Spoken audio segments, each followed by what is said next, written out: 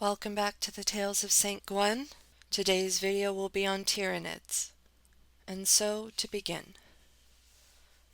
The planet was lucky forces were able to arrive before the Tyranids consumed the whole planet.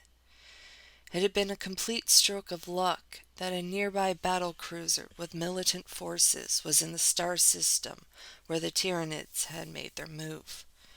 Even more luck that my sisters and I were en route to meet the Militarum for an update on a chaos cult.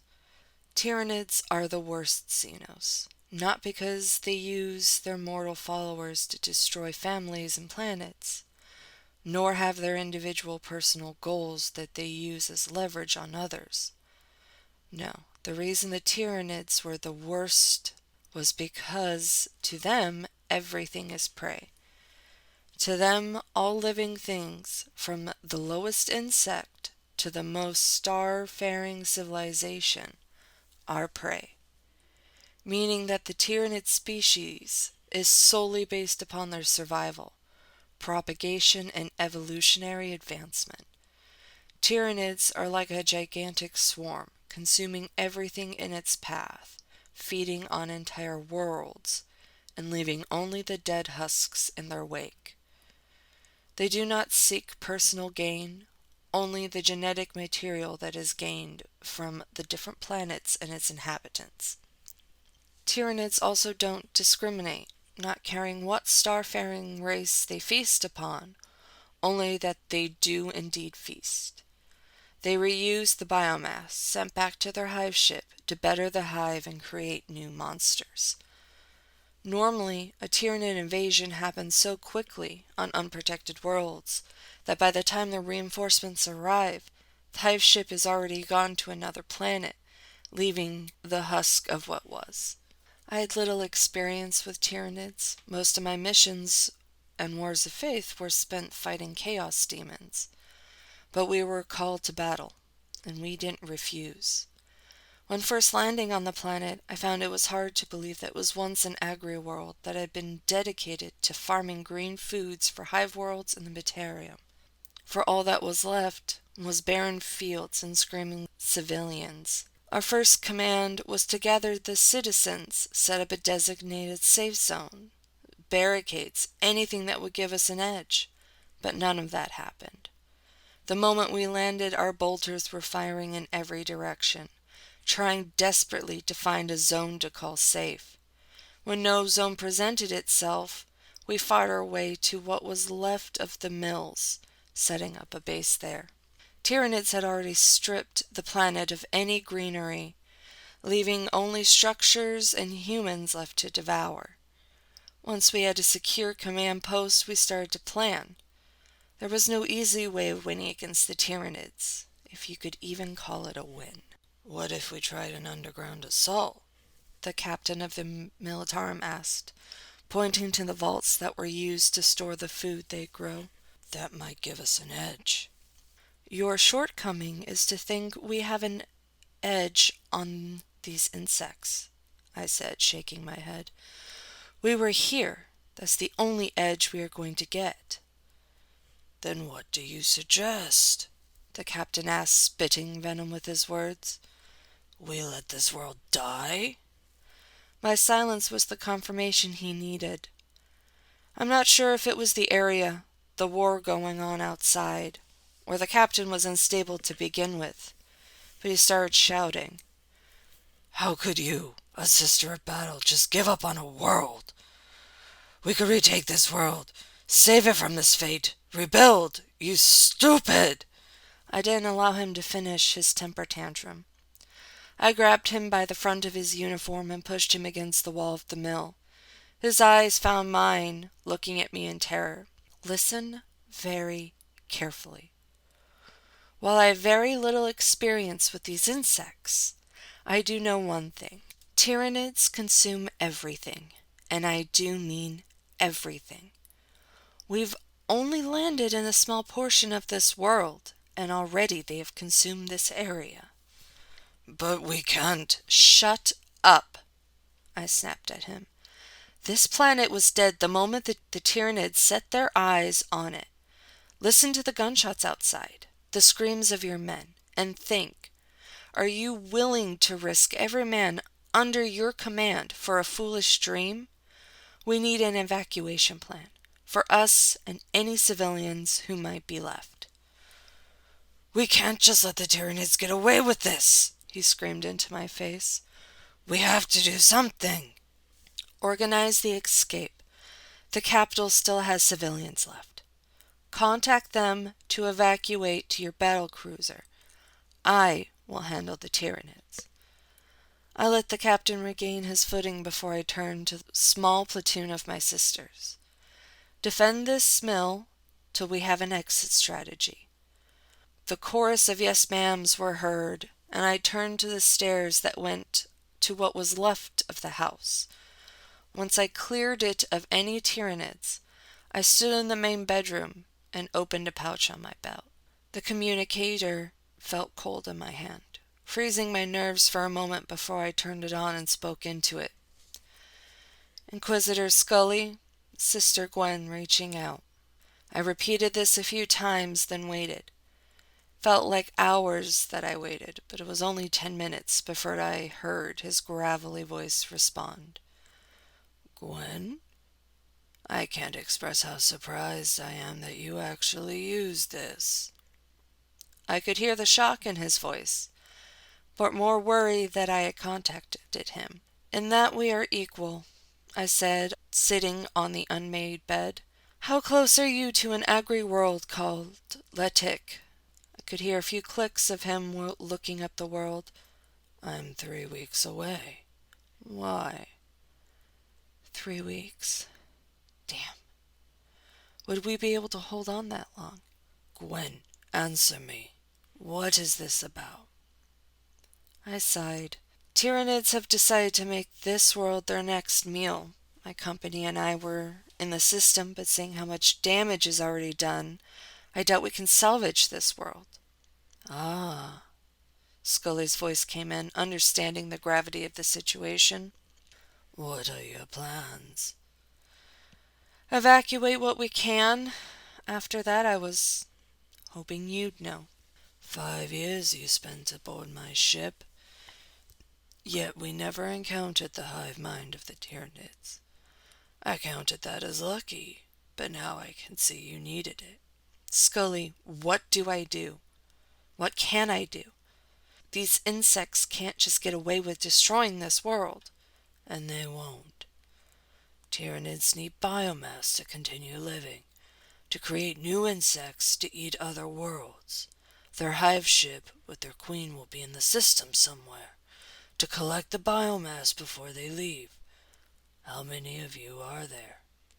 "Not many, but we might be able to hold them off long enough for you to reach the planet." "Stay alive long enough and I can aid the planet." "Do I want to know what you're going to do?" The silence told me that I wouldn't like what he had in mind, but I didn't have a choice. I returned to the mill sometime later, looking at the captain. "You have a solution to the Tyranids?" he asked. "Yes," I replied, not giving any more information. "Did you contact the capital?"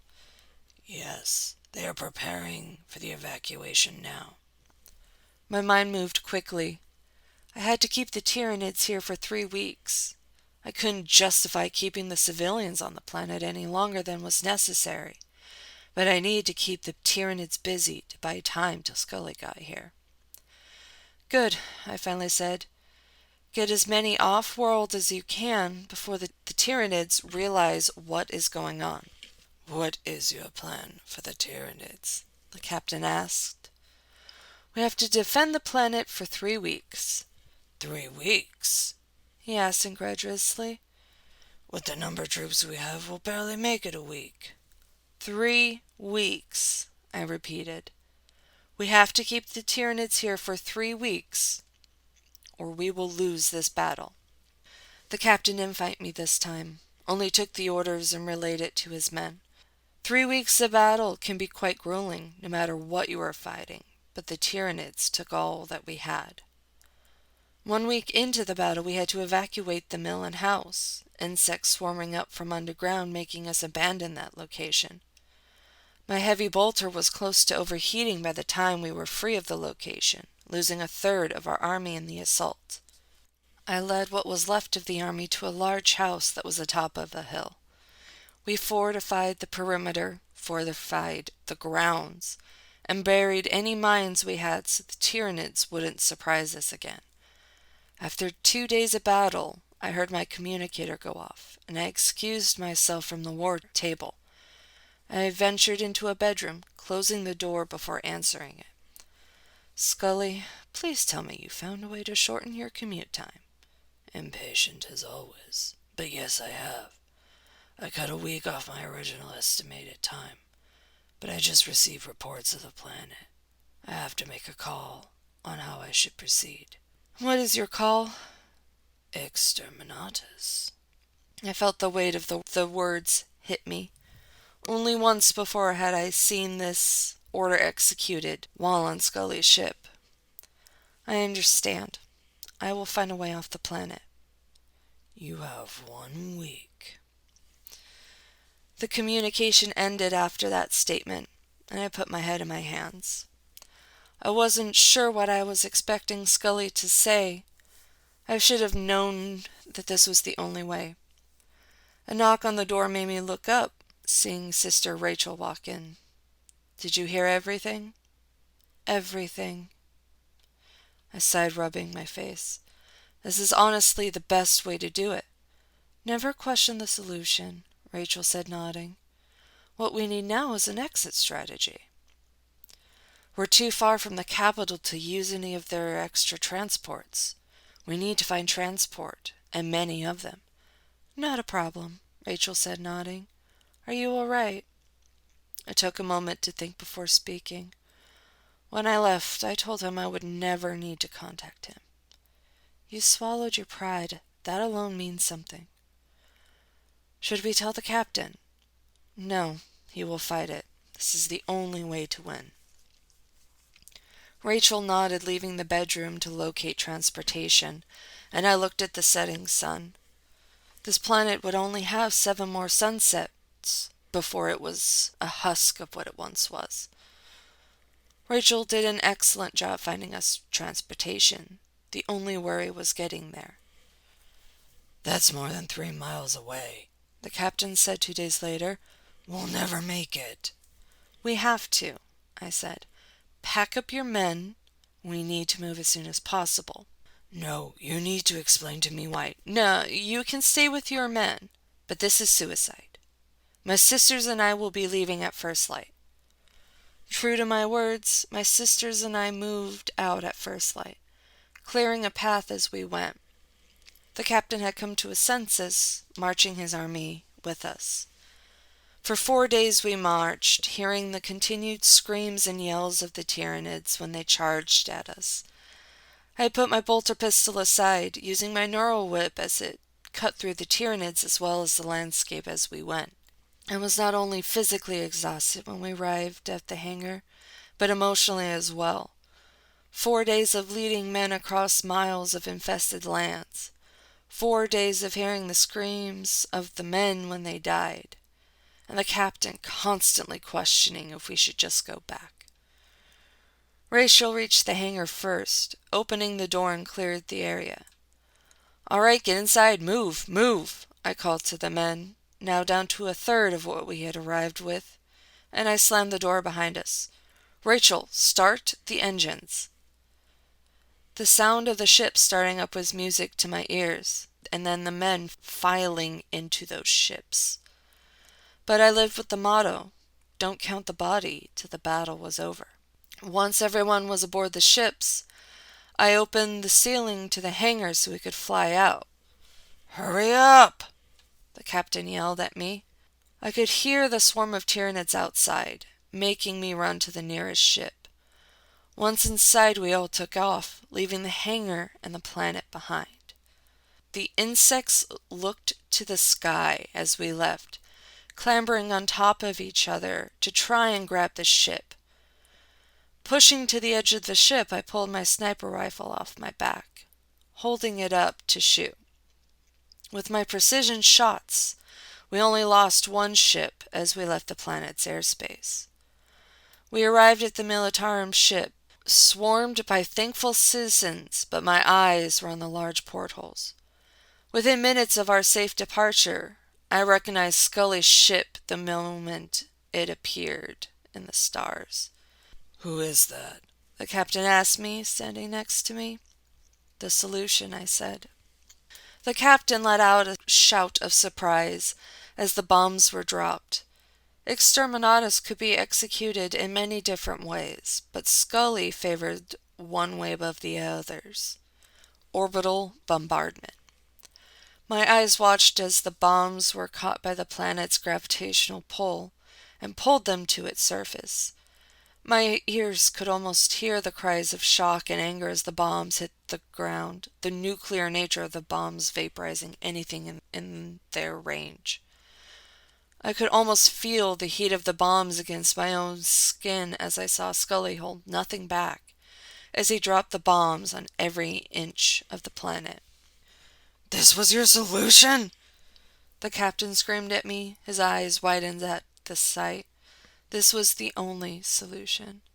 "You're insane! Crazy! How could you think?" I snapped, picking up the captain and held him to my eye level. His feet dangled a good few feet off the ground. "Listen here, you idiot," I said slowly. "Tyranids consume everything, everything on a planet. The only way to win against them is by destroying everything on a planet and all the Tyranids that are there. That cripples them, making it harder for them to continue on and destroy other worlds." I felt Rachel's hand on my shoulder, and I dropped the captain. He stumbled before getting his footing. Rachel led me away from the captain, where we took one of the ships from the planet to return to our closest sanctuary. As we flew past Scully's battleship, my comm went off and I picked it up. "You did it." "No, Gwen, you did it. You saved as many people as you could and stopped the Tyranids mid-consumption. Plus, when I dropped the bombs, I got a reading on their hive ship. I'm en route to it now." "I would say be careful, but you know nothing of being careful." His laugh brought me some sign of peace. "If I kill this hive ship, the galaxy will be safe from it. Keep your communicator close." "You do the same." I looked at Rachel, who was steering the ship, and she smiled at me before turning to the front. I put the communicator back in its pouch and finally closed my eyes. Thank you for coming to this tale of St. Gwen. If you liked it, please give it a like, comment down below, subscribe to the channel for future updates, and I will see you in the next one.